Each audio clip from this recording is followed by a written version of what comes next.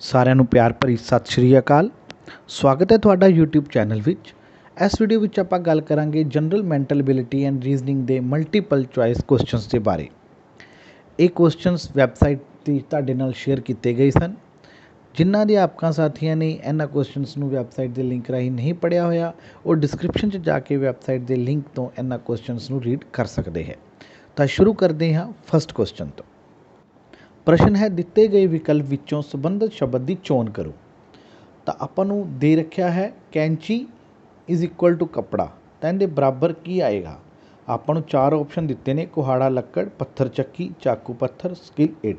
ਤਾਂ ਜਿਸ ਤਰ੍ਹਾਂ ਆਪਾਂ ਇਸ ਤਰ੍ਹਾਂ ਦੇ ਪ੍ਰਸ਼ਨਾਂ ਦੇ ਅੰਦਰ ਇਹ ਸੰਬੰਧ ਦੇਖਣਾ ਹੈ ਕਿ ਜਿਹੜੀਆਂ ਦੋ ਵਸਤੂਆਂ ਦਿੱਤੀਆਂ ਗਈਆਂ ਹਨ ਉਹਨਾਂ 'ਚ ਆਪਸ 'ਚ ਕੀ ਸੰਬੰਧ ਹੈ। ਤਾਂ ਜਿਸ ਤਰ੍ਹਾਂ ਕੈਂਚੀ ਕੱਪੜੇ ਨੂੰ ਕੱਟਣ ਦੇ ਕੰਮ ਆਉਂਦੀ ਹੈ, ਉਸੇ ਤਰ੍ਹਾਂ ਆਪਾਂ ਇਹ ਦੇਖਾਂਗੇ ਕਿ ਜਿਹੜੀਆਂ ਸਾਨੂੰ ਆਪਸ਼ਨਸ ਦਿੱਤੀਆਂ ਹਨ ਉਹਨਾਂ ਵਿੱਚੋਂ ਇਸ ਤਰ੍ਹਾਂ ਦੀਆਂ ਕਿਹੜੀਆਂ ਦੋ ਵਸਤੂਆਂ ਨੇ ਜਿਹੜੀਆਂ ਇੱਕ ਦੂਜੇ ਨਾਲ ਸੰਬੰਧਿਤ ਨੇ ਅਤੇ ਪਹਿਲੀ ਵਸਤੂ ਦੂਜੇ ਲਈ ਕੁਝ ਕੰਮ ਆ ਰਹੀ ਹੈ। ਜਿਸ ਤਰ੍ਹਾਂ ਕੈਂਚੀ ਪਹਿਲੀ ਵਸਤੂ ਹੈ, ਕੱਪੜਾ ਦੂਸਰੀ ਵਸਤੂ ਹੈ। ਕੈਂਚੀ ਕੱਪੜੇ ਨੂੰ ਕੱਟਣ ਦੇ ਕੰਮ ਆਉਂਦੀ ਹੈ। ਉਸੇ ਤਰ੍ਹਾਂ ਹੀ ਇਹਨਾਂ ਚਾਰਾਂ ਆਪਸ਼ਨਸ ਦੇ ਅੰਦਰ ਆਪਾਂ ਦੇਖ ਰਹੇ ਹਾਂ ਕਿ ਜੋ ਕੁਹਾੜਾ ਹੈ ਉਹ ਲੱਕੜ ਨੂੰ ਕੱਟਣ ਦੇ ਕੰਮ ਆਉਂਦਾ ਹੈ। ਇਸ ਤਰ੍ਹਾਂ ਬਿਲਕੁਲ ਸਿਮਿਲਰ ਰਿਲੇਸ਼ਨਸ ਜਿਹੜਾ ਹੈ ਫਸਟ ਪੇਅਰ ਦਾ ਦੂਸਰੇ ਪੇਅਰ ਨਾਲ ਹੋਣਾ ਚਾਹੀਦਾ। ਤਾਂ ਇਸ ਤਰ੍ਹਾਂ ਦੇ ਪ੍ਰਸ਼ਨਾਂ ਦੇ ਅੰਦਰ ਇਸ ਗੱਲ ਦਾ ਖਾਸ ਧਿਆਨ ਰੱਖਿਆ ਜਾਏ ਕਿ ਪਹਿਲੇ ਦਿੱਤੇ ਗਏ ਜੋੜੇ ਦੇ ਅੰਦਰ ਜੋ ਸੰਬੰਧ ਹੈ ਉਸੇ ਤਰ੍ਹਾਂ ਦਾ ਹੀ ਸੰਬੰਧ ਦਾ ਆਪਾਂ ਉੱਤਰ ਤਲਾਸ਼ ਕਰਨਾ ਹੈ ਅਤੇ ਉਹੀ ਸਹੀ ਉੱਤਰ ਹੋਵੇਗਾ। ਪ੍ਰਸ਼ਨ ਹੈ, ਦਿੱਤੇ ਗਏ ਵਿਕਲਪ ਵਿੱਚੋਂ ਸੰਬੰਧਿਤ ਦੀ ਚੋਣ ਕਰੋ। ਤਾਂ ਆਪਾਂ ਨੂੰ ਦੇ ਰੱਖਿਆ ਹੈ 5:2431 ਇਜ਼ ਇਕੁਅਲ ਟੂ ਕਿੰਦੇ ਹੋਏਗਾ 8:। ਤਾਂ ਆਪਾਂ ਇਹ ਦੇਖਣਾ ਹੈ ਕਿ ਪਹਿਲਾ ਜੋ ਆਪਾਂ ਨੂੰ ਸੈੱਟ ਦੇ ਰੱਖਿਆ ਹੈ, ਪਹਿਲਾ ਜੋ ਜੋੜਾ ਦੇ ਰੱਖਿਆ ਉਸ ਦਾ ਆਪਸ 'ਚ ਕੀ ਸੰਬੰਧ ਬਣ ਰਿਹਾ ਹੈ। ਤਾਂ ਤੁਸੀਂ ਦੇਖ ਸਕਦੇ ਹੋ ਨੀਚੇਲੀ ਜਵਾਬ ਇਸ ਦਾ ਬੀ ਆਪਸ਼ਨ ਹੈ। ਬੀ ਆਪਸ਼ਨ ਕਿਉਂ ਹੈ, ਇਸ ਦਾ ਕਾਰਨ ਦੇਖੋ 5 ਦੇ ਬਰਾਬਰ ਕੀ ਦੇ ਰੱਖਿਆ 2431। ਜੇਕਰ ਆਪਾਂ 2431 ਨੂੰ ਐਡ ਕਰਦੇ ਹਾਂ ਤਾਂ ਟੋਟਲ ਕਿੰਨਾ ਆਉਂਦਾ ਹੈ 10, ਅਤੇ 10 ਨੂੰ ਅਗਰ 2 ਨਾਲ ਡਿਵਾਈਡ ਕਰਦੇ ਹਾਂ ਉਸ ਦਾ ਹਾਫ ਕਰਦੇ ਹਾਂ ਤਾਂ ਕੀ ਆਉਂਦਾ ਹੈ 5। ਤਾਂ ਇਹ ਸੰਬੰਧ ਬਣ ਰਿਹਾ ਹੈ ਕਿ ਸਾਰੇ ਅੰਕਾਂ ਦਾ ਜੋੜ ਅਤੇ ਉਸ ਨੂੰ ਡਿਵਾਈਡ ਬਾਏ 2। ਤਾਂ ਉਹੀ ਸੰਬੰਧ ਆਪਾਂ ਬਣਾਵਾਂਗੇ ਕਿ 8 ਦਾ ਡਬਲ ਕਿੰਨਾ ਹੋਏਗਾ 16। ਤਾਂ ਕਿਹੜੇ ਪੇਅਰ ਦਾ ਜਿਹੜਾ ਜੋੜ ਹੈ ਉਹ 16 ਆ ਰਿਹਾ ਹੈ।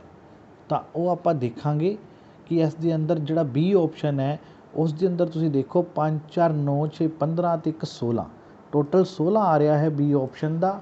ਅਤੇ ਉਸ ਨੂੰ 2 ਨਾਲ ਡਿਵਾਈਡ ਕਰਾਂਗੇ ਤਾਂ 8 ਆਉਂਦਾ। ਤਾਂ ਬਿਲਕੁਲ ਜਿਹੜਾ ਸੰਬੰਧ ਹੈ ਪਹਿਲੇ ਜੋੜੇ ਦੇ ਨਾਲ ਮਿਲਦਾ ਜੁਲਦਾ ਹੋ ਗਿਆ। ਤਾਂ ਇਸ ਲਈ ਜਿਹੜਾ ਬੀ ਉੱਤਰ ਹੈ ਉਹ ਸਾਡਾ ਬਿਲਕੁਲ ਠੀਕ ਹੋਏਗਾ।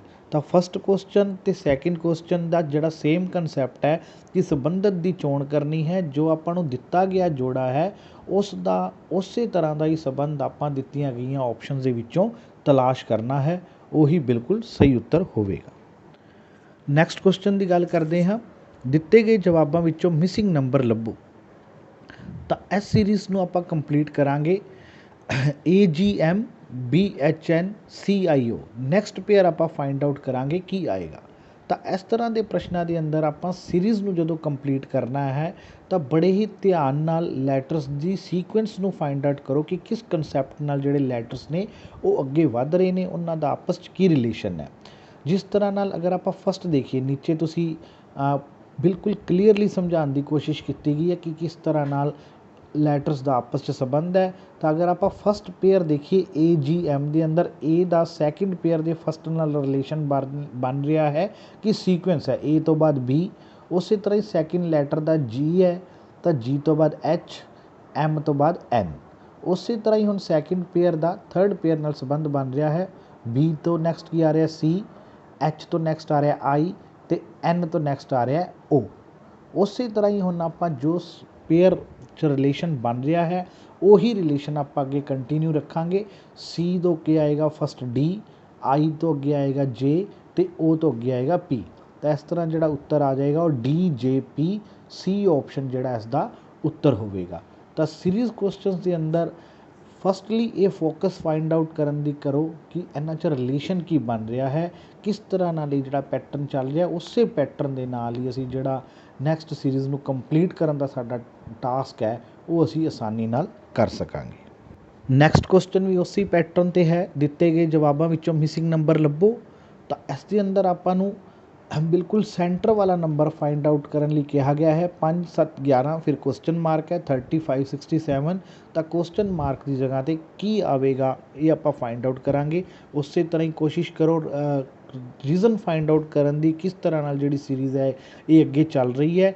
ਤਾਂ ਨੀਚੇ ਦੇਖੋ ਸਲਾਈਡ ਦੇ ਬਿਲਕੁਲ ਕਲੀਅਰਲੀ ਸਾਰਾ ਪੈਟਰਨ ਬਣਾ ਕੇ ਦਿੱਤਾ ਗਿਆ ਕਿ 5 ਦੇ ਅੰਦਰ ਅਗਰ 2 ਪਲੱਸ ਕਰਦੇ ਹਾਂ ਤਾਂ ਕੀ ਆ ਰਿਹਾ 7 7 'ਚ 4 ਪਲੱਸ ਕਰ ਰਹੇ ਹਾਂ ਕੀ ਆ ਰਿਹਾ 11 11 'ਚ ਅਗਰ 8 ਪਲੱਸ ਕਰਾਂਗੇ ਤਾਂ 19 19 'ਚ 16 ਪਲੱਸ ਕਰਾਂਗੇ ਤਾਂ 35 35 'ਚ 32 ਪਲੱਸ ਕਰਾਂਗੇ ਤਾਂ 67 ਤਾਂ ਨੀਚੇ ਦੇਖੋ ਕੀ ਸੀਰੀਜ਼ ਬਣ ਰਹੀ ਹੈ 2 4 8 16 32 ਕਿ ਡਬਲ ਐਡ ਹੋ ਰਿਹਾ। ਅਗਰ ਫਸਟ ਟਾਈਮ 2 ਐਡ ਹੋਇਆ ਤਾਂ ਸੈਕਿੰਡ ਟਾਈਮ ਕਿੰਨਾ ਹੋ ਗਿਆ ਐਡ 4 ਫਿਰ 4 ਦਾ ਡਬਲ 8 ਫਿਰ 8 ਦਾ ਡਬਲ 16 ਫਿਰ 16 ਦਾ ਡਬਲ 32 ਤਾਂ ਇਸੇ ਤਰ੍ਹਾਂ ਨਾਲ ਇਸ ਦਾ ਜਿਹੜਾ ਮਿਸਿੰਗ ਨੰਬਰ ਹੈ ਉਹ ਕੀ ਆਏਗਾ 19 19 ਜੋ ਵੀ ਸੀਰੀਜ਼ ਹੈ ਉਸ ਦਾ ਆਪਾਂ ਡਿਫਰੈਂਸ ਕੱਢ ਲਿਆ। ਉਹ ਡਿਫਰੈਂਸ ਕਿਸ ਤਰ੍ਹਾਂ ਨਾਲ ਕਿਸ ਰੇਸ਼ੋ ਨਾਲ ਅੱਗੇ ਵੱਧ ਰਿਹਾ ਹੈ ਉਸ 'ਤੇ ਫੋਕਸ ਕਰਾਂਗੇ ਅਤੇ ਅਸੀਂ ਆਪਣਾ ਸੀਰੀਜ਼ ਦਾ ਮਿਸਿੰਗ ਨੰਬਰ ਫਾइंड आउट ਕਰ ਲਵਾਂਗੇ।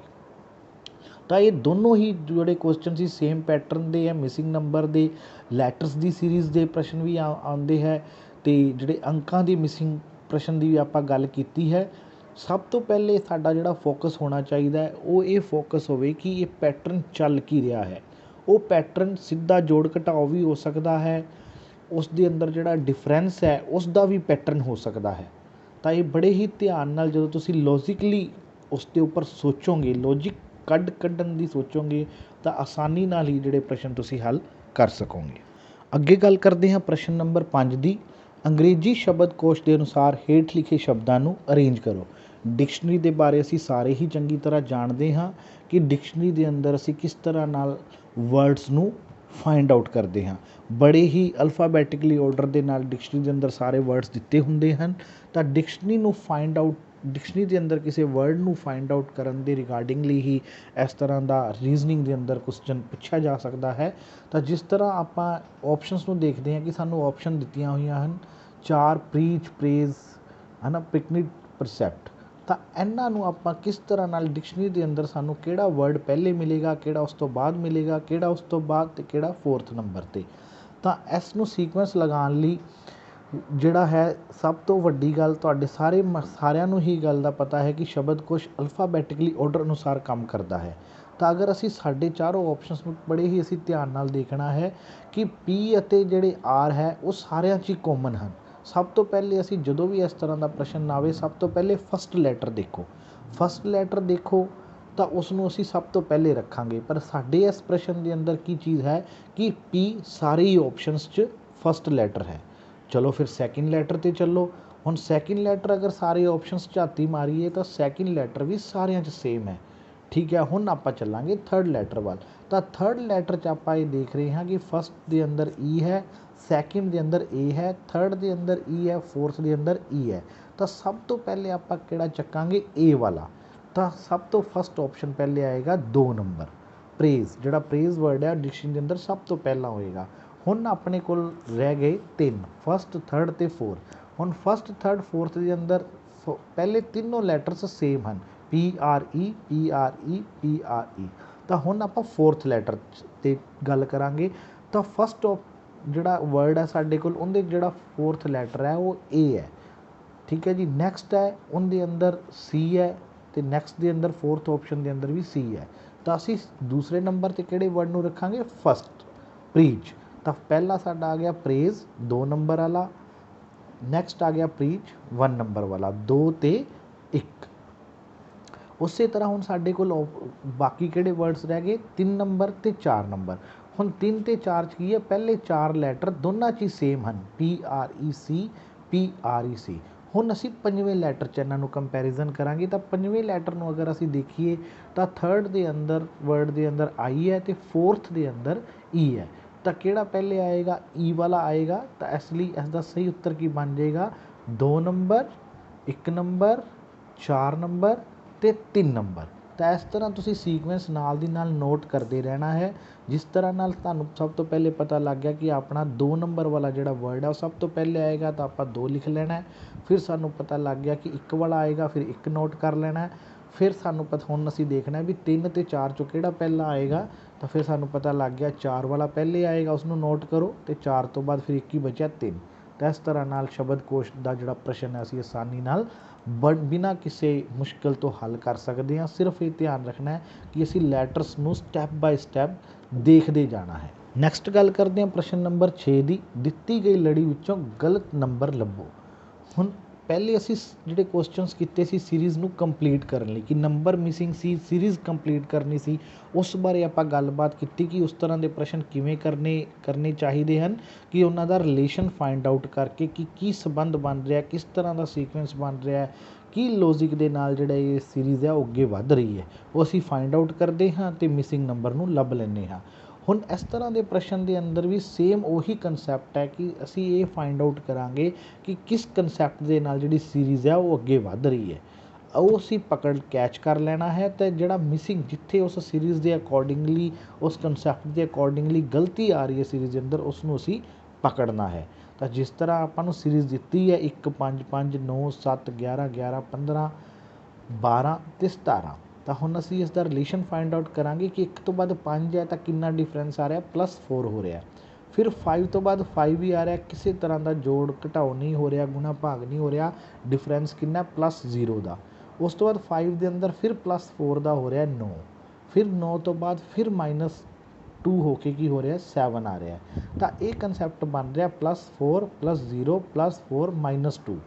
उस तो बाद फिर जिहड़ा है दोबारा कंसैप्ट शुरू हो रहा है +4 7 4 जोड़े आप 11, 11 के फिर अंदर +0 किया तो 11, 11 फिर 4 प्लस किए तो 15, 15 चो हुण अपना नैक्सट स्टैप की है -2 का। अगर -2 करते हैं तो साढ़े कोल कितना आना चाहिए है 13 आना चाहिए, पर इत्थे आपां नूं दिता 12, क्योंकि 13 च 4 प्लस करते हैं तो फिर साढ़े कोल 17 आ जाता है। तो साडी जिहड़ी सीरीज़ है वो सानू जो कंसैप्ट दे रखा है सीरीज़ का, वो बिल्कुल परफेक्ट बैठता है जेकर उत्थे 12 की जगह 13 लिखा हो। तो इत्थे जो गलत नंबर दिता होया सीरीज़ के अंदर वो कितना दिता होया है 12। तो इस दे अंदर आपां कुछ भी नहीं किया, बहुत ही आसानी दे नाल असीं डिफरेंस देखा, सारी सीरीज़ के अंदर डिफरेंस की चल रहा है, एक पैटर्न सानू फाइंड आउट हो गया। जो असीं डिफरेंस देखा कित्थे जोड़ हो रही है, कित्थे घटाओ हो रही है, तो एक पैटर्न लभण तो बाद सानू एक गलती लभ गई कि इत्थे ये जिहड़ी मिसटेक है, अगर इत्थे 13 हुंदा तो जिहड़ी सीरीज़ का जिहड़ा कंसैप्ट है ये बिल्कुल ओके चल रहा है। ऐसे कंसैप्ट के नाल जिहड़ी सीरीज़ अगे वध रही है +4 +0 +4 -2, फिर +4 +0 +4 -2, उस तो बाद फिर इस तरह स्टैप बाय स्टैप सीरीज़ अगे वधेगी। तो आप रिलेशन लभांगे, उन्हां दा लॉजिक लभांगे, किस तरह नाल जिहड़ी सीरीज़ अगे वधेगी, तो उस दे अकॉर्डिंगली सानू गलती भी आसानी नाल लभ जाएगी। नैक्सट है प्रश्न नंबर 7, दिती गई लड़ी विचों गलत नंबर लभो। उसी कंसैप्ट का जिहड़ा एक होर प्रश्न तुहाडे सामने है। तो इस दे अंदर आपां नूं सीरीज़ दिती है 11 5 20 12 40 26 74 54। तो आपां कंसैप्ट लभण की कोशिश करांगे कि किस तरह नाल ये सीरीज़ जिहड़ी अगे वध रही है। हुण तक आपां जिन्नी एग्जाम्पल की, चाहे वो मिसिंग नंबर के बारे गल सी, चाहे उस दे अंदर गलती लभण की गल सी, सिंगल सीरीज़ दियां तुसीं एग्जाम्पल्स देखियां। हुण इस प्रश्न के अंदर की है कि एक ही सीरीज़ के अंदर 2 सीरीज़ चल रही हैं, एक ही प्रश्न के अंदर 2 सीरीज़ ने। जिस तरह नाल तुहाडे सामने 11 का रिलेशन किहदे नाल है 20, 20 का रिलेशन अगों किहदे नाल है 40 नाल, 40 का रिलेशन अगों है 74 नाल। उस तरह नीचे वाल नूं जो निशान लगाए ने 5 तो 12, 12 तो 26, 26 तो 54 54। तो इस तरह नाल 2 सीरीज़ का जिहड़ा कंसैप्ट है इक्को लाइन के अंदर चल रहा है। तो फस्ट सीरीज़ का कंसैप्ट आपां देखी तो की है 11 × 2 = 22 -2 = 20। 11 नूं 2 नाल गुणा की 22, 22 चों 2 घटाते तो कितना आ गया 20, फिर 20 नूं 2 नाल गुणा की 40, 40 चों 2 घटाते कितना आ गया 38। पर इत्थे साडे कोल सीरीज़ की उन्होंने देता 40, ठीक है, जदों कि आना की चाहिए सी 38, क्योंकि 38 नूं असीं 2 नाल गुणा करते हैं 38 गुणा 2 76, 76 चों 2 माइनस कर दी तो कितना आंदा 74। इस तरह नाल अगर 40 की जगह 38 हुंदा तो साडी सीरीज़ बिल्कुल परफेक्ट है, एक बिल्कुल प्रॉपर लॉजिक बन रहा है, बिल्कुल सही लॉजिक बन रहा है कि एक सीरीज़ किस तरह नाल वध रही है। अगर ਜਿਹੜੇ ਨੀਚੇ ਨਿਸ਼ਾਨ ਲਗਾਏ ਹੈ ਉਹਨਾਂ ਦਾ ਆਪਸ 'ਚ ਕੀ ਰਿਲੇਸ਼ਨ ਬਣ ਰਿਹਾ, ਉੱਪਰ ਮਾਈਨਸ ਦਾ ਕਨਸੈਪਟ ਹੈ, ਨੀਚੇ ਜੋੜ ਦਾ ਕਨਸੈਪਟ ਹੈ। 5 × 2 + 2, 5 × 2 10, 10 'ਚ 2 ਜੋੜੇ 12, 12 × 2 24, 24 'ਚ 2 ਜੋੜੇ 26, 26 × 2 52, 52 'ਚ 2 ਜੋੜੇ 54। ਤਾਂ ਇਸ ਤਰ੍ਹਾਂ ਨਾਲ ਜਿਹੜਾ ਇਹ ਨੀਚੇ ਵਾਲੀ ਸੀਰੀਜ਼ ਦਾ ਕਨਸੈਪਟ ਬਣ ਰਿਹਾ। ਆਪਣੀ ਜਿਹੜੀ ਗਲਤੀ ਹੈ ਉਹ ਆਪਣੀ ਜਿਹੜੀ ਉੱਪਰੋਂ ਨਿਸ਼ਾਨ ਲਗਾਏ ਗਏ ਆ ਉਹ ਜੋ ਸੀਰੀਜ਼ ਹੈ 11 20 40 ਅਤੇ ਅੱਗੋਂ 74 ਵਾਲੀ, ਉਸ 'ਚ ਆਪਣਾ ਕਨਸੈਪਟ ਹੈ 40 ਦੀ ਜਗ੍ਹਾ ਅਗਰ 38 ਹੁੰਦਾ ਤਾਂ ਬਿਲਕੁਲ ਸੀਰੀਜ਼ ਦਾ ਸਹੀ ਕਨਸੈਪਟ ਆਪਣੇ ਸਾਹਮਣੇ ਹੁੰਦਾ। ਤਾਂ ਜੋ ਗਲਤੀ ਹੈ ਉਹ 40 ਦੀ ਜਗ੍ਹਾ 38 ਆਉਣਾ ਚਾਹੀਦਾ ਹੈ। ਤਾਂ ਇਹ ਸੀ ਦਿੱਤੀ ਗਈ ਲੜੀ ਵਿੱਚੋਂ ਗਲਤ ਨੰਬਰ ਲੱਭੋ ਦੇ ਨਮੂਨੇ।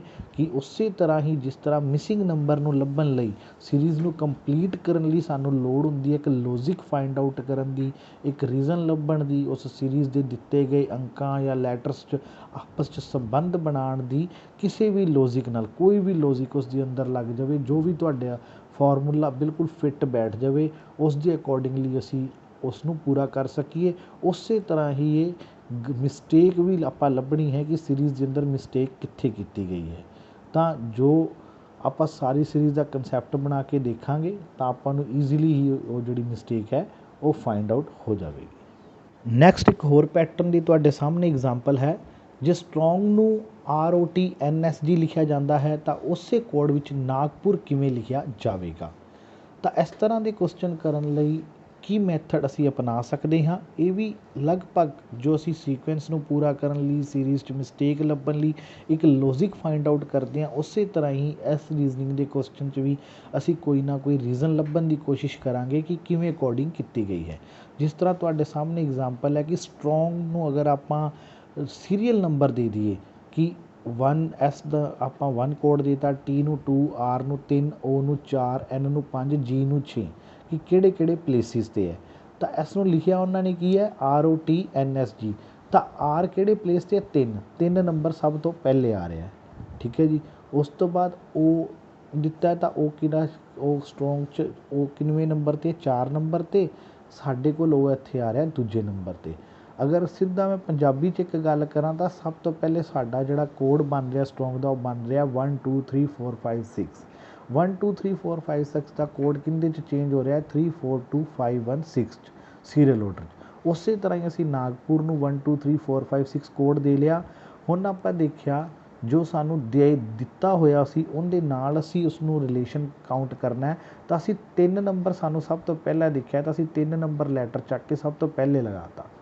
ਉਸੇ ਤਰ੍ਹਾਂ ਹੀ ਸਟਰੋਂਗ ਦੇ ਇਕੁਅਲ ਜਿਹੜਾ ਕੋਡ ਦਿੱਤਾ ਹੋਇਆ ਹੈ ਉਸ ਦੇ ਅੰਦਰ 4 ਨੰਬਰ ਨੂੰ ਦੂਜਾ ਨੰਬਰ 'ਤੇ ਰੱਖਿਆ। ਅਸੀਂ 4 ਨੰਬਰ 'ਤੇ ਪੀ ਸੀ ਸਾਡੀ, ਅਸੀਂ ਉਹਨੂੰ ਚੱਕ ਕੇ 2 ਨੰਬਰ 'ਤੇ ਰੱਖਤਾ। ਉਸੇ ਤਰ੍ਹਾਂ ਨਾਲ ਹੀ 2 ਨੰਬਰ, ਉਸ ਤੋਂ ਬਾਅਦ 2 ਨੰਬਰ ਲੈਟਰ ਉਹਨਾਂ ਨੇ ਕਾਊਂਟ ਕੀਤਾ ਤਾਂ 2 ਨੰਬਰ 'ਤੇ ਸਾਡੇ ਕੋਲ A ਹੈ ਨਾਗਪੁਰ 'ਚ ਤਾਂ ਅਸੀਂ A ਲਿਖ ਲਿਆ। ਉਸ ਤੋਂ ਬਾਅਦ 5 ਨੰਬਰ ਲੈਟਰ ਹੈ ਤਾਂ 5 ਨੰਬਰ ਸਾਡੇ ਕੋਲ U ਹੈ ਤਾਂ ਅਸੀਂ 5 ਨੰਬਰ 'ਤੇ U ਲਿਖ ਲਿਆ। ਉਸੇ ਤਰ੍ਹਾਂ 1 ਨੰਬਰ ਦੇ ਉੱਪਰ ਉਹਨਾਂ ਨੇ ਨੈਕਸਟ 5 ਤੋਂ ਬਾਅਦ 1 ਨੰਬਰ ਦਿੱਤਾ ਤਾਂ ਅਸੀਂ ਵੀ 1 ਨੰਬਰ 5 ਤੋਂ ਬਾਅਦ ਲਿਖ ਲਿਆ। ਉਸ ਤੋਂ ਬਾਅਦ 6 ਨੰਬਰ 'ਤੇ ਉਹਨਾਂ ਨੇ ਜੋ ਲੈਟਰ ਦਿੱਤਾ 6 ਹੀ ਦਿੱਤਾ ਤਾਂ ਅਸੀਂ 6 ਹੀ ਲਿਖ ਲਿਆ। ਤਾਂ ਸਾਡਾ ਜਿਹੜਾ ਕੋਡ ਬਣ ਗਿਆ GPAUNR। ਤਾਂ ਜੋ ਕੋਡਿੰਗ ਉਹਨਾਂ ਵੱਲੋਂ ਕੀਤੀ ਗਈ ਹੈ, ਲੈਟਰਾਂ ਨੂੰ ਜੋ ਪਲੇਸ ਦਿੱਤੀ ਗਈ ਹੈ ਉਹੀ ਪਲੇਸ 'ਤੇ ਅਸੀਂ ਜਿਹੜੇ ਸਾਨੂੰ ਗਿਵਨ ਵਰਡ ਸੀ ਨਾਗਪੁਰ ਉਸ ਦੇ ਲੈਟਰਸ ਨੂੰ ਉਹੀ ਪੋਜੀਸ਼ਨਸ ਦਿੱਤੀਆਂ, ਉਸੇ ਸੀਕੁਐਂਸ ਨਾਲ ਲਿਖਤਾ ਅਤੇ ਸਾਡਾ ਆਨਸਰ ਫਾਈਂਡ ਆਊਟ ਹੋ ਗਿਆ। ਨੈਕਸਟ ਗੱਲ ਕਰਦੇ ਹਾਂ ਕੁਐਸਚਨ ਨੰਬਰ 9 ਦੀ। ਜੇ A = 26, SUN ਸਨ = 27 ਤਾਂ ਕੈਟ ਦੇ ਬਰਾਬਰ ਹੈ। ਤਾਂ ਆਪਾਂ ਕੈਟ ਦੀ ਕੋਡਿੰਗ ਫਾਈਂਡ ਆਊਟ ਕਰਨੀ ਹੈ। ਤਾਂ ਇਹ ਆਪਾਂ ਇੱਥੇ ਦੇਖ ਰਹੇ ਹਾਂ ਕਿ A = 26 ਮਤਲਬ A ਨੂੰ ਕਿਹੜਾ ਕੋਡ ਦਿੱਤਾ ਗਿਆ 26। ਤੁਹਾਡੇ ਸਾਹਮਣੇ ਮੈਂ ਟੇਬਲ ਵੀ ਇੱਥੇ ਬਣਾ ਦਿੱਤਾ ਹੈ ਕਿ ਉਲਟੀ ABC ਦੀ ਅਗਰ ਆਪਾਂ ਗੱਲ ਕਰੀਏ ਕਿ A ਦਾ ਵੈਸੇ ਫਸਟ ਪਲੇਸ ਹੁੰਦਾ ਹੈ ਪਰ ਇਸ ਕੰਸੈਪਟ ਦੇ ਅੰਦਰ A ਨੂੰ ਕਿਹੜਾ ਪਲੇਸ ਦਿੱਤਾ ਗਿਆ 26। ਮਤਲਬ Z ਨੂੰ ਫਸਟ, Y ਨੂੰ ਸੈਕਿੰਡ, X ਨੂੰ ਥਰਡ, ਪਿੱਛੇ ਤੋਂ ਸਟਾਰਟ ਕਰਕੇ ਕੋਡਿੰਗ ਕੀਤੀ ਗਈ ਹੈ। ਤਾਂ ਆਪਾਂ ਦੇਖਦੇ ਹਾਂ ਕਿ A = 26 ਬਿਲਕੁਲ ਸਾਡੇ ਕੋਲ ਜਿਹੜਾ ਕੋਡ ਹੈ A 26 ਹੈ ਸਾਡੇ ਟੇਬਲ ਦੇ ਅੰਦਰ। ਉਸੇ ਤਰ੍ਹਾਂ ਫਿਰ ਸਨ 27 ਕਿਵੇਂ ਆਇਆ ਕਿਉਂਕਿ S ਕਿਹੜੇ ਪਲੇਸ 'ਤੇ ਆ ਰਿਹਾ ਇਸ ਟੇਬਲ ਦੇ ਅਕੋਰਡਿੰਗਲੀ 8 ਨੰਬਰ 'ਤੇ, U ਕਿਹੜੇ ਪਲੇਸ 'ਤੇ ਆ ਰਿਹਾ 6 ਨੰਬਰ 'ਤੇ, N ਕਿਹੜੇ ਪਲੇਸ 'ਤੇ ਆ ਰਿਹਾ 13 ਨੰਬਰ 'ਤੇ।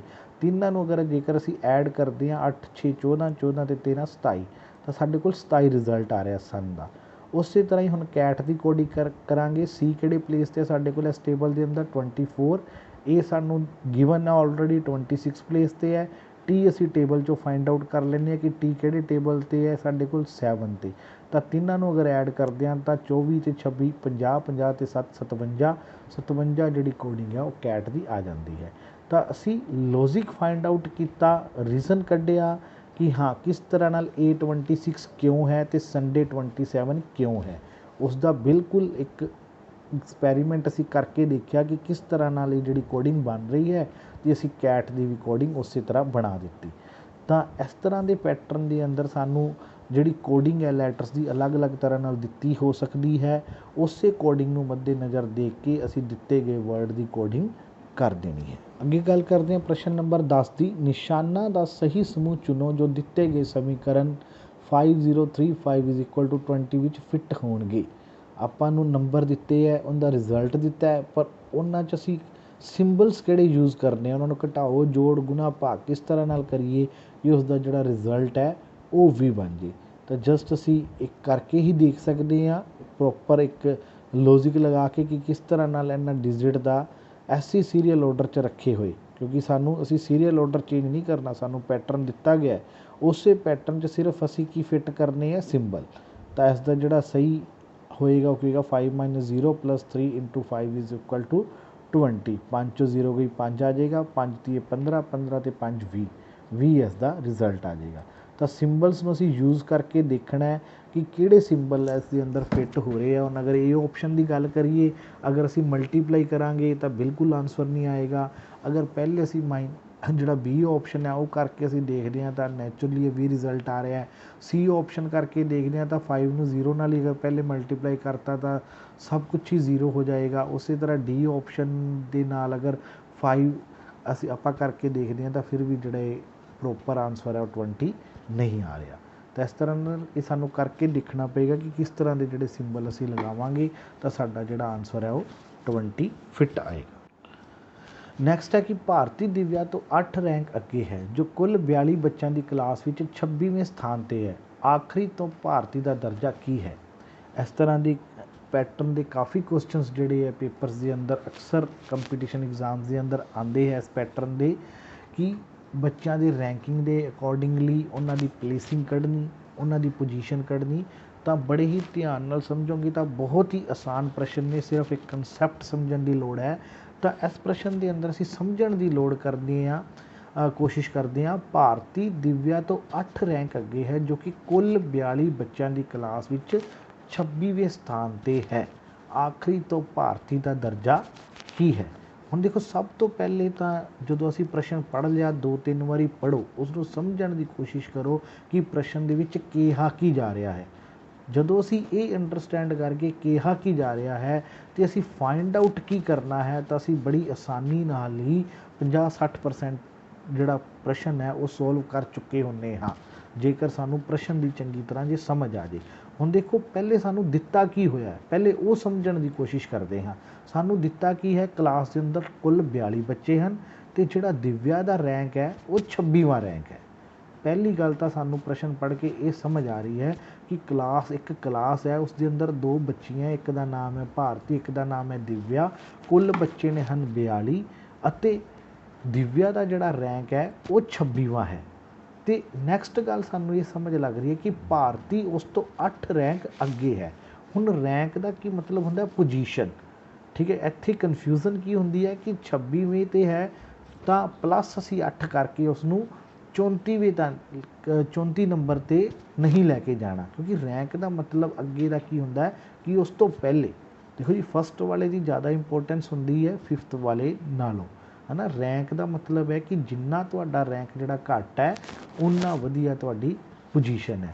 ਤਾਂ 8 ਰੈਂਕ ਅੱਗੇ ਦਾ ਮਤਲਬ ਕੀ ਹੈ ਕਿ ਉਹ ਦਿਵਿਆ ਨਾਲੋਂ ਮੂਹਰੇ ਹੈ, ਉਹਦੇ ਜ਼ਿਆਦਾ ਵਧੀਆ ਨੰਬਰ ਆਏ ਹਨ। ਤਾਂ ਭਾਰਤੀ ਦਾ ਦਰਜਾ ਕੀ ਆਏਗਾ? 26 ਚੋਂ ਅਸੀਂ 8 ਮਾਈਨਸ ਕਰ ਦਾਂਗੇ ਤਾਂ 18ਵਾਂ ਰੈਂਕ ਭਾਰਤੀ ਦਾ ਬਣ ਜਾਏਗਾ। ਹੁਣ ਸਾਡੇ ਕੋਲ ਕਿੰਨੀਆਂ ਚੀਜ਼ਾਂ ਹੋ ਗਈਆਂ, ਇਹ ਸਮਝਣ ਦੀ ਕੋਸ਼ਿਸ਼ ਕਰੋ। ਕੁੱਲ ਕਲਾਸ ਕਿੰਨੇ ਬੱਚਿਆਂ ਦੀ ਹੈ? 42। ਦਿਵਿਆ ਦਾ ਰੈਂਕ ਸਾਨੂੰ ਆਲਰੇਡੀ ਦਿੱਤਾ ਹੈ 26ਵਾਂ। ਤੇ ਭਾਰਤੀ ਦਾ ਰੈਂਕ ਅਸੀਂ ਕੈਲਕੂਲੇਟ ਕਰ ਲਿਆ 26 ਚੋਂ ਅਸੀਂ ਸਾਨੂੰ ਇਹ ਦੱਸਿਆ ਗਿਆ ਸੀ ਕਿ 8 ਰੈਂਕ ਅੱਗੇ ਹੈ, ਤਾਂ 26 ਚੋਂ ਅਸੀਂ 8 ਮਾਈਨਸ ਕਰਤੇ ਤਾਂ 18ਵਾਂ ਰੈਂਕ ਕਿਸ ਦਾ ਹੈ? ਭਾਰਤੀ ਦਾ। ਹੁਣ ਸਾਨੂੰ ਪ੍ਰਸ਼ਨ ਕੀ ਪੁੱਛਿਆ ਹੈ? ਆਖਰੀ ਤੋਂ ਭਾਰਤੀ ਦਾ ਦਰਜਾ ਕੀ ਹੈ? ਕਿ ਅਗਰ ਅਸੀਂ ਪਿੱਛੇ ਨੂੰ ਦੇਖੀਏ 42ਵੀਂ ਤੋਂ ਸ਼ੁਰੂ ਕਰੀਏ ਤਾਂ ਉਹਦੀ ਕਿੰਨਵੀਂ ਪੋਜੀਸ਼ਨ ਆਉਂਦੀ ਹੈ? ਆਪਾਂ ਫਸਟ ਤੋਂ ਤਾਂ ਆਪਾਂ ਨੂੰ ਲੱਗ ਗਿਆ ਪਤਾ ਉਹ 18ਵੇਂ ਰੈਂਕ 'ਤੇ ਹੈ, ਪਰ ਅਗਰ ਪਿੱਛੋਂ ਦੀ ਆਪਾਂ ਗਿਣਨਾ ਸ਼ੁਰੂ ਕਰੀਏ ਤਾਂ ਉਸਦੀ ਕਿਹੜੀ ਪੋਜੀਸ਼ਨ ਬਣੇਗੀ? ਤਾਂ ਕੁੱਲ ਬੱਚੇ ਕਿੰਨੇ ਹਨ? 42। ਉਸ ਦੇ ਅੱਗੇ ਕਿੰਨੇ ਬੱਚੇ ਹਨ? 18 ਹੈ ਨਾ, ਕਿਉਂਕਿ 18ਵਾਂ ਰੈਂਕ ਹੈ। ਅਸੀਂ 42 ਚੋਂ 18 ਮਾਈਨਸ ਕਰ ਦਾਂਗੇ ਤਾਂ ਬਾਕੀ ਕਿੰਨੇ ਬੱਚੇ ਰਹਿ ਗਏ? 24। 24 ਤੇ ਇੱਕੋ ਖੁਦ ਅਸੀਂ 1 ਪਲੱਸ ਕਰ ਦਾਂਗੇ, ਕਿਉਂਕਿ ਆਪਦਾ ਆਪ ਨੂੰ ਵੀ ਗਿਣਨਾ ਜ਼ਰੂਰੀ ਹੈ। ਆਪਦੇ ਆਪ ਨੂੰ ਜਦੋਂ ਅਸੀਂ ਮਾਈਨਸ ਕਰਦੇ ਹਾਂ ਉਦੋਂ ਅਸੀਂ ਆਪਣੇ ਆਪ ਨੂੰ ਕਾਊਂਟ ਉਸ ਦੇ ਵਿੱਚ ਨਹੀਂ ਕਰ ਪਾਉਂਦੇ, ਤਾਂ ਇਸ ਲਈ ਜਦੋਂ ਅਸੀਂ ਮਾਈਨਸ ਕਰਾਂਗੇ ਤਾਂ ਆਪਦੇ ਆਪ ਨੂੰ ਜੋੜਨ ਲਈ ਅਸੀਂ +1 ਕਰਾਂਗੇ। ਤਾਂ ਕੁੱਲ ਬੱਚੇ ਹਨ 42, ਮੂਹਰੋਂ ਰੈਂਕ ਹੈ ਉਸਦਾ 18, ਤਾਂ ਅਸੀਂ 42 ਚੋਂ 18 ਮਾਈਨਸ ਕਰ ਦਾਂਗੇ ਤਾਂ ਉਸ ਤੋਂ ਪਿੱਛੇ ਕਿੰਨੇ ਬੱਚੇ, ਅਗਰ ਪਿੱਛੋਂ ਦੀ ਕਾਊਂਟ ਕਰਾਂਗੇ ਤਾਂ ਕਿੰਨੇ ਬੱਚੇ ਆਉਣਗੇ? 24 ਪਲੱਸ ਉਹ ਕਿਹੜਵੇਂ ਨੰਬਰ 'ਤੇ ਆ ਗਈ? 25ਵੇਂ ਨੰਬਰ 'ਤੇ, ਕਿਉਂਕਿ ਉਸ ਦਾ ਰੈਂਕ 25ਵਾਂ।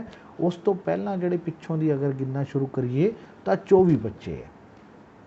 ਤਾਂ ਇਹਨਾਂ ਪ੍ਰਸ਼ਨ ਦੇ ਬਾਰੇ ਫਿਰ ਇੱਕ ਵਾਰੀ ਮੈਂ ਥੋੜ੍ਹਾ ਬਰੀਫ 'ਚ ਤੁਹਾਨੂੰ ਦੱਸ ਦਿੰਦਾ ਹਾਂ ਕਿ ਸਭ ਤੋਂ ਪਹਿਲਾਂ ਪ੍ਰਸ਼ਨ ਨੂੰ 2-3 ਵਾਰੀ ਪੜ੍ਹੋ।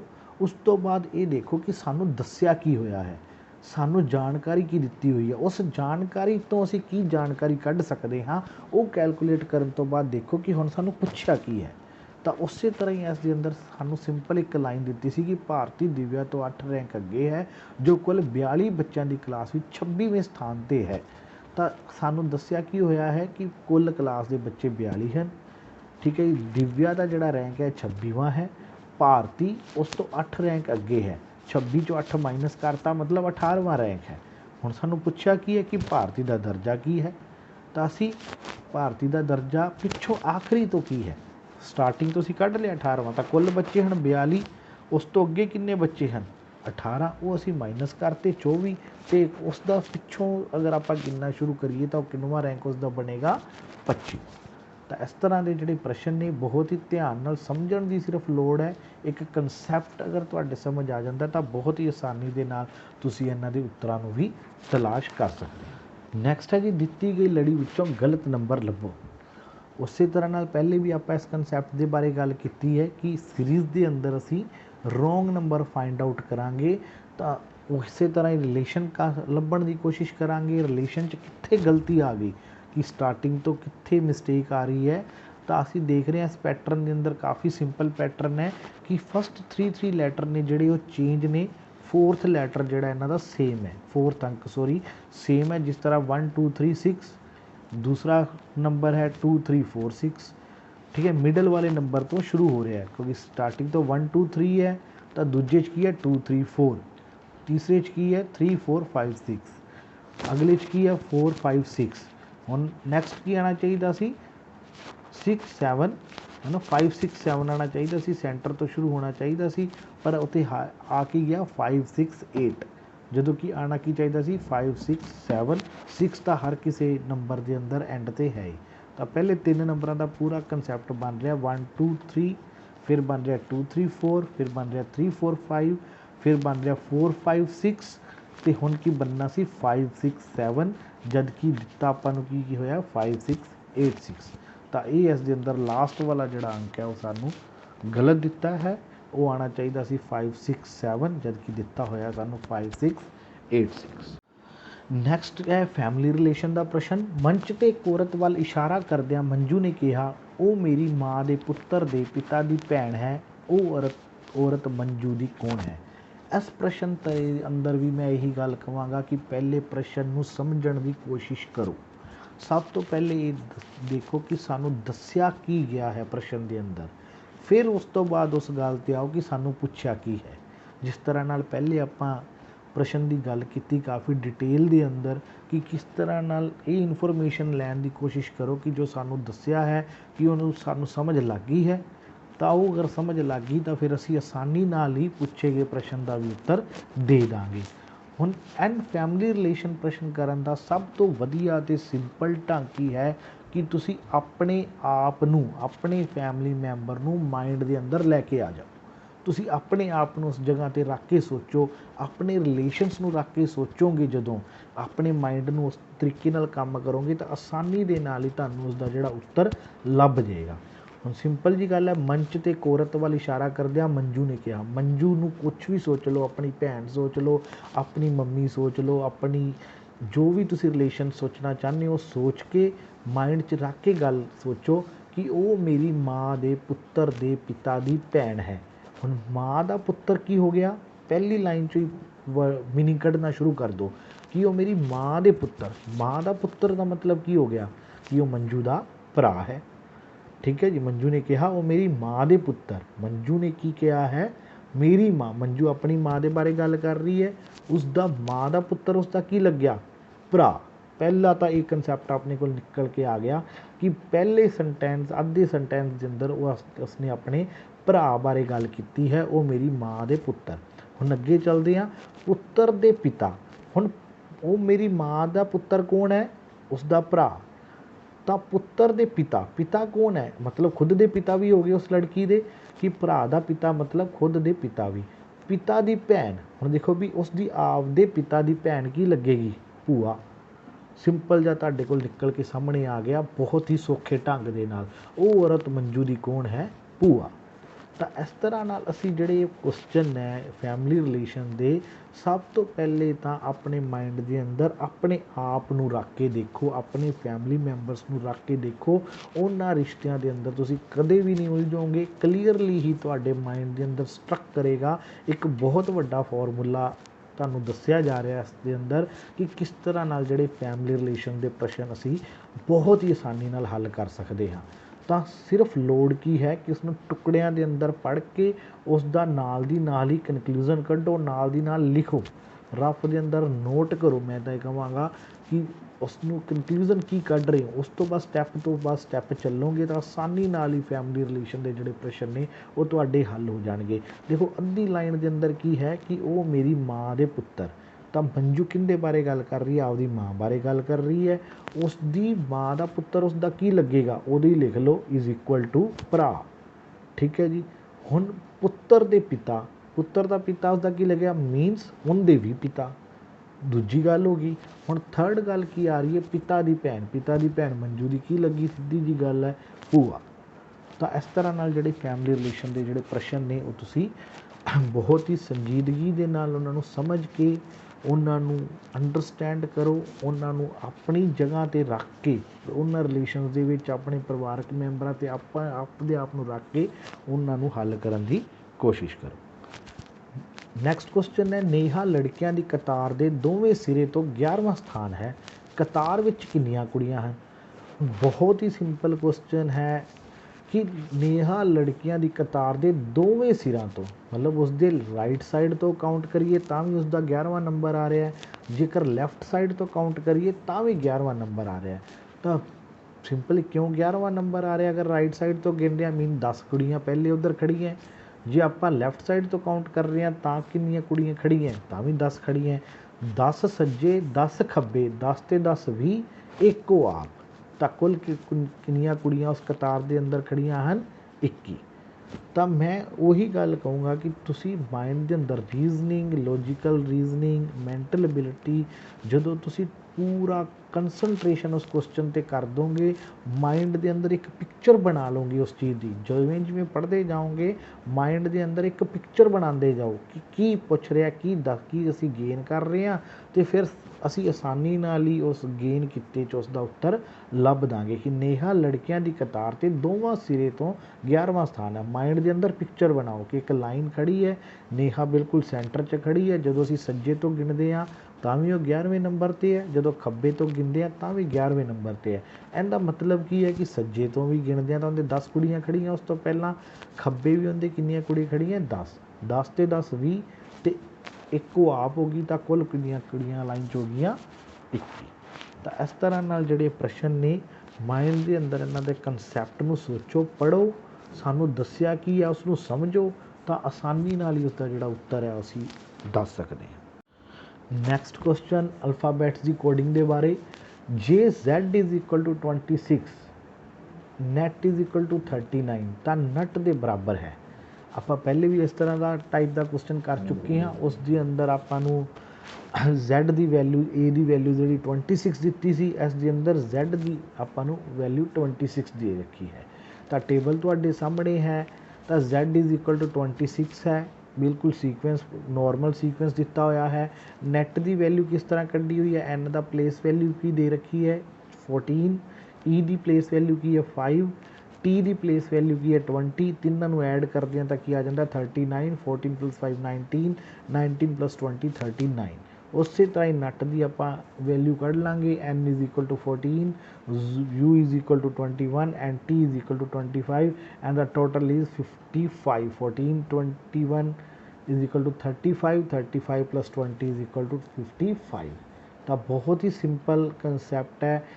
ਤੁਸੀਂ ਇਹ ਫਾਈਂਡ ਆਊਟ ਕਰ ਲੈਣਾ ਹੈ ਪਹਿਲੇ ਕਿ ਕਿਸ ਤਰ੍ਹਾਂ ਨਾਲ ਜਿਹੜੇ ਸੀਕੁਐਂਸ ਜਿਹੜੀ ਵੈਲਿਊ ਹੈ Z ਦੀ ਕਿਸ ਤਰ੍ਹਾਂ ਨਾਲ ਆਈ ਹੈ, ਨੈਟ ਦੀ ਕਿਸ ਤਰ੍ਹਾਂ ਆਈ ਹੈ, ਦੋਨਾਂ ਨੂੰ ਅਸੀਂ ਫਾਈਂਡ ਆਊਟ ਕਰ ਲਿਆ ਤਾਂ ਜੋ ਸਾਨੂੰ ਪੁੱਛਿਆ ਗਿਆ ਹੈ ਉਹਨੂੰ ਆਸਾਨੀ ਦੇ ਨਾਲ ਉਸ ਦੇ ਉੱਤਰ ਨੂੰ ਆਪਾਂ ਲੱਭ ਲਵਾਂ। ਨੈਕਸਟ ਗੱਲ ਕਰਦੇ ਹਾਂ। ਇੱਕ ਲੜੀ ਦਿੱਤੀ ਗਈ ਹੈ ਜਿਸ ਵਿੱਚ 1-2 ਟਰਮਸ ਮਿਸਿੰਗ ਹਨ। ਦਿੱਤੇ ਗਏ ਵਿੱਚੋਂ ਸਹੀ ਵਿਕਲਪ ਚੁਣੋ ਜੋ ਲੜੀ ਨੂੰ ਪੂਰਾ ਕਰੇਗਾ। ਸੀਰੀਜ਼ ਹੈ, 2 ਮਿਸ ਨੇ। ਆਪਾਂ ਪਹਿਲੇ ਕੰਸੈਪਟ ਕੀਤਾ 1 ਮਿਸਿੰਗ ਦਾ, ਇਹ ਕੰਸੈਪਟ ਹੈ ਤੁਹਾਡੇ ਸਾਹਮਣੇ 2 ਟਰਮਸ ਮਿਸਿੰਗ ਦਾ। ਤਾਂ ਬਿਲਕੁਲ ਸਿੰਪਲ ਸੀਰੀਜ਼ ਹੈ, ਸਿੰਪਲ ਡਿਫਰੈਂਸ ਹੈ 4 ਦਾ, 6 10 14 18 22 26 30। ਬੜੀ ਆਸਾਨੀ ਨਾਲ ਤੁਸੀਂ ਫਾਈਂਡ ਆਊਟ ਕਰ ਸਕਦੇ ਹੋ। 30 ਤੋਂ ਬਾਅਦ 34, 34 ਤੋਂ ਬਾਅਦ 38, ਕਿਉਂਕਿ ਹਰ ਜਿਹੜਾ ਕੰਸੈਪਟ ਹੈ ਇਹਨਾਂ 20 ਕੁਐਸਚਨਸ ਦੇ ਅੰਦਰ ਦੇਣ ਦੀ ਕੋਸ਼ਿਸ਼ ਕੀਤੀ ਗਈ ਹੈ, ਚਾਹੇ ਉਹ ਸਿੰਪਲ 1 ਟਰਮ ਮਿਸਿੰਗ ਵਾਲਾ ਹੋਏ, ਚਾਹੇ ਉਹ ਮਿਸਟੇਕ ਵਾਲਾ ਹੋਵੇ, ਚਾਹੇ ਉਹ ਅਲਫਾਬੈਟਿਕਲੀ ਆਰਡਰ ਵਾਲਾ ਹੋਏ, ਚਾਹੇ ਅਲਫਾਬੈਟਿਕਲੀ ਕੋਡਿੰਗ ਵਾਲਾ ਹੋਏ। ਤਾਂ ਹਰ ਤਰ੍ਹਾਂ ਦੇ ਜਿਹੜੇ ਲੌਜੀਕਲ ਰੀਜ਼ਨਿੰਗ ਦੇ ਕੁਐਸਚਨਸ ਨੇ ਤੁਹਾਡੇ ਸਾਹਮਣੇ ਨੇ ਅਤੇ ਬਹੁਤ ਆਸਾਨ ਨੇ ਪ੍ਰਸ਼ਨ, ਬਹੁਤ ਆਸਾਨੀ ਨਾਲ ਅਸੀਂ ਕਰ ਸਕਦੇ ਹਾਂ। ਕੁਛ ਵੀ ਟਫ ਨਹੀਂ, ਲੋੜ ਹੈ ਇਹਨਾਂ ਦੀ ਪ੍ਰੈਕਟਿਸ ਲਈ ਅਤੇ ਇੱਕ ਲੌਜੀਕਲ ਰੀਜ਼ਨਿੰਗ ਤੁਹਾਡੇ ਮਾਈਂਡ ਦੇ ਅੰਦਰ ਆਉਣ ਦੀ, ਲੌਜਿਕ ਲੱਭਣ ਦੀ। ਜੋ ਵੀ ਚੀਜ਼ ਤੁਹਾਡੇ ਸਾਹਮਣੇ ਦਿੱਤੀ ਹੈ ਉਸ ਲਈ ਤਰਕ ਲੱਭਣਾ ਆਪਾਂ, ਇਹ ਕਿਉਂ ਹੋ ਰਹੀ ਹੈ, ਕਿਸ ਪੈਟਰਨ ਨਾਲ ਹੋ ਰਹੀ ਹੈ। ਸਭ ਤੋਂ ਪਹਿਲੇ ਦਿੱਤੀ ਗਈ ਇਨਫੋਰਮੇਸ਼ਨ ਨੂੰ ਸਮਝੋ ਅਤੇ ਫਿਰ ਉਸ ਦਾ ਆਨਸਰ ਫਾਈਂਡ ਆਊਟ ਕਰਨ ਦੀ ਕੋਸ਼ਿਸ਼ ਕਰੋ।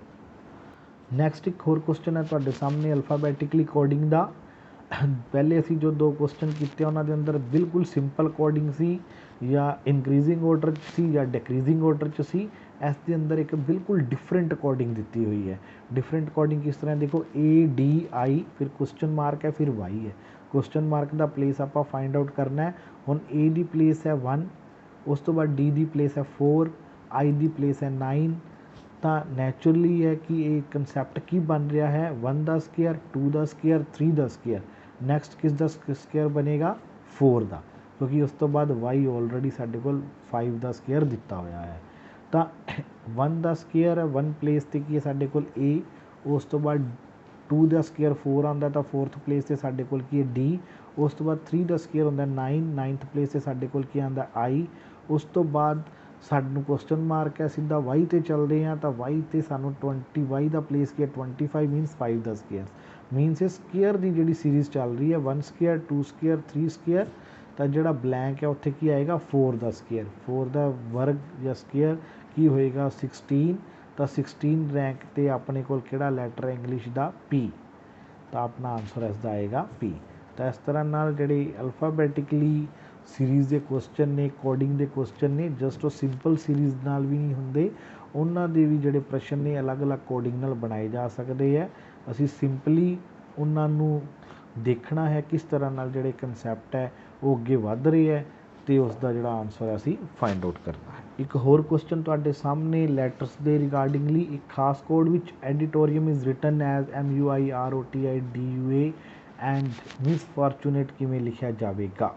ਤਾਂ ਸਿੰਪਲ ਜਿਹਾ ਇਸ ਦੇ ਅੰਦਰ ਇੱਕ ਮੈਥਡ ਲਗਾਇਆ ਗਿਆ ਹੈ ਕਿ ਜਸਟ ਉਲਟੀ ਤਰਤੀਬ ਨਾਲ ਲਿਖਿਆ ਗਿਆ ਹੈ ਕਿ M ਪਹਿਲੇ ਫਿਰ U ਫਿਰ I, ਪਿੱਛੋਂ ਦੀ ਸ਼ੁਰੂ ਕਰਤਾ ਅੱਗੇ ਲੈਟਰਸ ਨੂੰ ਲੈ ਕੇ ਆਉਣਾ।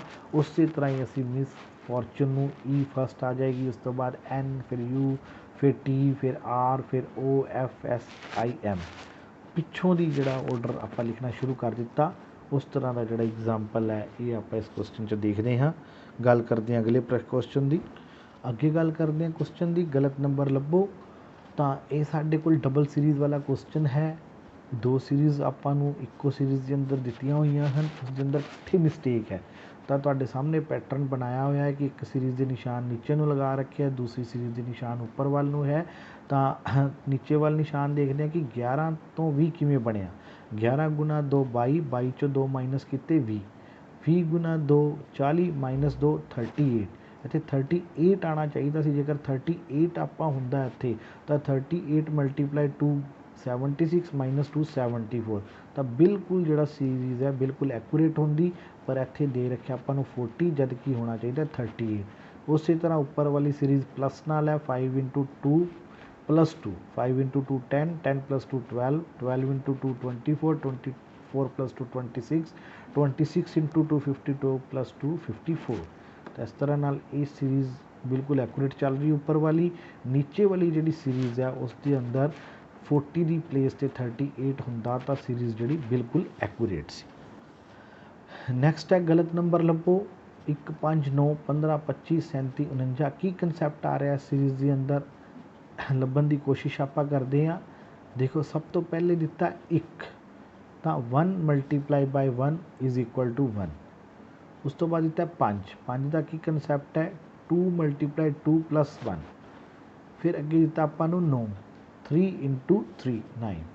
ਫਿਰ ਦਿੱਤਾ 4 15, 4 ਇੰਟੂ 4 ਪਲੱਸ 1। ਠੀਕ ਹੈ ਜੀ, ਇਹ ਕਿੰਨਾ ਹੋਣਾ ਚਾਹੀਦਾ ਸੀ 4 ਚੌਕੇ 16 ਅਤੇ 1 17, ਪਰ ਆਪਾਂ ਨੂੰ ਦਿੱਤਾ ਇੱਥੇ ਕਿੰਨਾ ਹੈ 15, ਜਦ ਕਿ ਆਉਣਾ ਕਿੰਨਾ ਚਾਹੀਦਾ ਸੀ ਇੱਥੇ 1770। ਤਾਂ ਅੱਜ ਕਿ ਜਿਹੜੀ ਸਾਡੀ ਜਿਹੜੀ ਸੀਰੀਜ਼ ਸੀ ਉਹ ਬਿਲਕੁਲ ਠੀਕ ਬਣਦੀ ਸੀ, ਕਿਉਂਕਿ ਜਿਹੜਾ ਸੀਰੀਜ਼ ਦਾ ਪੈਟਰਨ ਹੈ ਉਹ ਆਪਾਂ ਦੇਖ ਰਹੇ ਹਾਂ ਕਿ ਇੱਕ ਵਾਰੀ ਉਹ ਡਿਜਿਟ ਸਿਰਫ ਆਪਣੇ ਨਾਲ ਮਲਟੀਪਲਾਈ ਹੋ ਰਿਹਾ ਹੈ ਅਤੇ ਇੱਕ ਵਾਰੀ ਉਹ ਉਸ ਦੇ ਅੰਦਰ 1 ਪਲੱਸ ਹੋ ਰਿਹਾ। ਜਿਸ ਤਰ੍ਹਾਂ 25 ਨੂੰ ਦੇਖੀਏ ਤਾਂ 5 ਇੰਟੂ 5 25, ਫਿਰ ਨੈਕਸਟ ਹੈ 6 ਇੰਟੂ 6 ਪਲੱਸ 1, ਫਿਰ ਹੈ 7 ਇੰਟੂ 7। ਤਾਂ ਇੱਕ ਵਾਰੀ 1 2 ਸੀਕੁਐਂਸ ਹੈ ਪੂਰਾ 1 2 3 4 5 6 7, ਪਰ ਇੱਕ ਸਟੈਪ ਦੇ ਅੰਦਰ ਉਹ ਡਿਜਿਟ ਆਪਦੇ ਆਪ ਨਾਲ ਮਲਟੀਪਲਾਈ ਹੋ ਰਿਹਾ ਹੈ, ਇੱਕ ਸਟੈਪ ਦੇ ਅੰਦਰ ਉਹ ਮਲਟੀਪਲਾਈ ਹੋਣ ਤੋਂ ਬਾਅਦ ਪਲੱਸ 1 ਹੋ ਰਿਹਾ। ਜਿਸ ਤਰ੍ਹਾਂ 1 ਇੰਟੂ 1 1, 2 ਇੰਟੂ 2 ਪਲੱਸ 1 5, ਫਿਰ 3 ਇੰਟੂ 3 9, ਫਿਰ 4 ਇੰਟੂ 4 ਪਲੱਸ 1 17 ਆਉਣਾ ਚਾਹੀਦਾ ਸੀ, ਜਦ ਕਿ ਸੀਰੀਜ਼ ਦੇ ਅੰਦਰ 15 ਲਿਖਿਆ ਹੈ। ਉਸੇ ਤਰ੍ਹਾਂ ਹੀ ਫਿਰ 5 ਇੰਟੂ 5 25, ਫਿਰ ਉਸ ਤੋਂ ਬਾਅਦ 1 ਪਲੱਸ ਦੀ ਟਰਨ ਆ ਗਈ 6 ਇੰਟੂ 6 36 ਪਲੱਸ 1 37, ਫਿਰ 7 ਇੰਟੂ 7 49। ਤਾਂ ਇਹ ਸਾਰੇ ਜਿਹੜੇ 20 ਪ੍ਰਸ਼ਨ ਤੁਹਾਡੇ ਨਾਲ ਸਾਂਝੇ ਕੀਤੇ ਗਏ ਜੋ ਕਿ ਬਹੁਤ ਹੀ ਇੰਪੋਰਟੈਂਟ ਕੁਐਸਚਨਸ ਨੇ, ਇੰਪੋਰਟੈਂਟ ਪੈਟਰਨਸ ਨੇ, ਜੋ ਕਿ ਐਗਜ਼ਾਮ ਦੇ ਅੰਦਰ ਤੁਹਾਡੇ ਨਾਲ ਸ਼ੇਅਰ ਕੀਤੇ ਜਾਂਦੇ, ਐਗਜ਼ਾਮਸ ਦੇ ਅੰਦਰ ਆਉਣ ਦੇ ਜਿਨ੍ਹਾਂ ਦੇ ਬਹੁਤ ਚਾਂਸਿਸ ਨੇ ਉਸ ਪੈਟਰਨ ਦੇ ਬੇਸ 'ਤੇ। ਜਿਹੜੀ ਰੀਜ਼ਨਿੰਗ ਦੇ ਕੁਐਸਚਨ ਹੈ ਸੀਰੀਜ਼ ਬੇਸਡ ਹੁੰਦੇ ਹੈ, ਰੋਂਗ ਨੰਬਰ ਫਾਈਂਡ ਆਊਟ ਕਰਨ ਲਈ ਹੁੰਦੇ ਹੈ, ਸੀਰੀਜ਼ ਕੰਪਲੀਟ ਕਰਨ ਲਈ ਹੁੰਦੇ ਹੈ, ਜਾਂ ਫਿਰ ਲੈਟਰਸ ਦੀ ਜਿਹੜੀ ਕੋਡਿੰਗ ਕੀਤੀ ਜਾਂਦੀ ਹੈ, ਅਲਫਾਬੈਟਸ ਦੀ ਕੋਡਿੰਗ ਹੈ, ਉਸ ਦੇ ਰਿਗਾਰਡਿੰਗਲੀ ਕੁਐਸਚਨ ਹੁੰਦੇ ਹੈ। ਤਾਂ ਮੈਂ ਉਮੀਦ ਕਰਦਾ ਕਿ ਤੁਹਾਨੂੰ ਜਿਹੜੀ ਐਕਸਪਲੇਨੇਸ਼ਨ ਹੈ ਕੁਐਸਚਨ ਦੀ ਜ਼ਰੂਰ ਸਮਝ ਆਈ ਹੋਏਗੀ। ਤਾਂ ਮੇਰੇ ਕੁਝ ਫੰਡੇ ਤੁਹਾਡੇ ਨਾਲ ਦੀ ਨਾਲ ਕੁਐਸਚਨਸ ਨਾਲ ਸਾਂਝੇ ਕੀਤੇ ਹੈ ਕਿ ਕਿਸ ਤਰ੍ਹਾਂ ਨਾਲ ਉਹ ਜਿਹੜੇ ਕੁਐਸਚਨਸ ਆਪਾਂ ਜਦੋਂ ਕਰਨੇ ਹੈ ਬਹੁਤ ਹੀ ਫਰੈਸ਼ ਮਾਈਂਡ ਦੇ ਨਾਲ, ਪੂਰੀ ਕੰਸਨਟ੍ਰੇਸ਼ਨ ਦੇ ਨਾਲ। ਆਪਣੇ ਮਾਈਂਡ ਨੂੰ ਜਦੋਂ ਵੀ ਤੁਸੀਂ ਮੈਂਟਲ ਐਬਿਲਿਟੀ ਜਾਂ ਰੀਜ਼ਨਿੰਗ ਕਰਨ ਬੈਠਣਾ ਹੈ ਤਾਂ ਬਿਲਕੁਲ ਆਪਣੇ ਮਾਈਂਡ ਦੀ ਪੂਰੀ ਕੰਸਨਟ੍ਰੇਸ਼ਨ ਤੁਹਾਡੇ ਉਸ ਲੌਜਿਕ 'ਤੇ ਹੋਣੀ ਚਾਹੀਦੀ ਹੈ। ਕਈ ਵਾਰ ਹੁੰਦਾ ਕਿ ਉਸ ਕੁਐਸਚਨ ਦੀ ਜਿਹੜੀ ਲੌਜਿਕ ਹੈ ਉਸ ਕੁਐਸਚਨ ਦਾ ਉਹ ਬਿਲਕੁਲ ਸਾਡੇ ਸਾਹਮਣੇ ਹੁੰਦਾ, ਪਰ ਫਿਰ ਵੀ ਕਈ ਵਾਰੀ ਸਾਡਾ ਜਿਹੜਾ ਮਾਈਂਡ ਹੈ ਉਸਦੀ ਪ੍ਰੋਪਰ ਕੰਸਨਟ੍ਰੇਸ਼ਨ ਨਾ ਹੋਣ ਕਾਰਨ ਉਹ ਲੌਜਿਕ ਸਾਨੂੰ ਫਾਈਂਡ ਆਊਟ ਨਹੀਂ ਹੁੰਦਾ। ਇਹ ਬਹੁਤ ਕਾਮਨ ਪ੍ਰੋਬਲਮ ਹੈ। ਇਸ ਲਈ ਮੈਂਟਲ ਐਬਿਲਿਟੀ ਅਤੇ ਰੀਜ਼ਨਿੰਗ ਦੀ ਜਦੋਂ ਵੀ ਤੁਸੀਂ ਪ੍ਰੈਕਟਿਸ ਕਰਨੀ ਹੈ ਜਾਂ ਫਿਰ ਜਦੋਂ ਪੇਪਰ ਅਟੈਂਪਟ ਕਰਨਾ ਹੈ ਉਦੋਂ ਬਿਲਕੁਲ ਆਪਣਾ ਮਾਈਂਡ ਫਰੀ ਮਾਈਂਡ ਕਰਕੇ ਪ੍ਰੋਪਰ ਕੰਸਨਟ੍ਰੇਸ਼ਨ ਉਹਨਾਂ ਸਵਾਲਾਂ 'ਤੇ ਲੈ ਕੇ ਉਸਦਾ ਰੀਜ਼ਨ ਲੱਭਣ ਦੀ ਕੋਸ਼ਿਸ਼ ਕਰਨੀ ਹੈ। ਤਾਂ ਉਹ ਜਿਹੜਾ ਰੀਜ਼ਨ ਹੈ ਤੁਹਾਡੇ ਮਾਈਂਡ 'ਚ ਆਪੇ ਹੀ ਉਹ ਕਲਿੱਕ ਹੋਏਗਾ। ਪਹਿਲੇ ਉਸ ਇਨਫੋਰਮੇਸ਼ਨ ਨੂੰ ਸਮਝ ਕੇ ਉਸ ਦਾ ਲੌਜਿਕ ਲੱਭਣ ਦੀ ਕੋਸ਼ਿਸ਼ ਕਰੋਗੇ। ਜਦੋਂ ਆਪਣੇ ਕੋਲ ਇਨਫੋਰਮੇਸ਼ਨ ਗੇਨ ਹੋ ਗਈ, ਡਾਟਾ ਇਨਪੁੱਟ ਹੋ ਗਿਆ, ਤਾਂ ਉਸਦੀ ਆਊਟਪੁੱਟ ਵੀ 100% ਐਕੂਰੇਟ ਜ਼ਰੂਰ ਨਿਕਲੇਗੀ। ਤਾਂ ਉਮੀਦ ਕਰਦਾ ਕਿ ਐਕਸਪਲੇਨੇਸ਼ਨ ਤੁਹਾਨੂੰ ਵਧੀਆ ਲੱਗੀ ਹੋਏਗੀ। ਅੱਗੇ ਵੀ ਆਪਾਂ ਇਸ ਦੇ ਪਾਰਟਸ ਜਿਹੜੇ ਹੋਰ ਸ਼ੇਅਰ ਕਰਾਂਗੇ। ਚੈਨਲ ਨੂੰ ਜ਼ਰੂਰ ਸਬਸਕ੍ਰਾਈਬ ਕਰ ਦਿਓ ਅਤੇ ਆਪਣੇ ਕਮੈਂਟ ਜਿਹੜੇ ਆ ਫੀਡਬੈਕ ਦੇ ਅੰਦਰ ਜ਼ਰੂਰ ਦਿਓ। ਧੰਨਵਾਦ ਜੀ।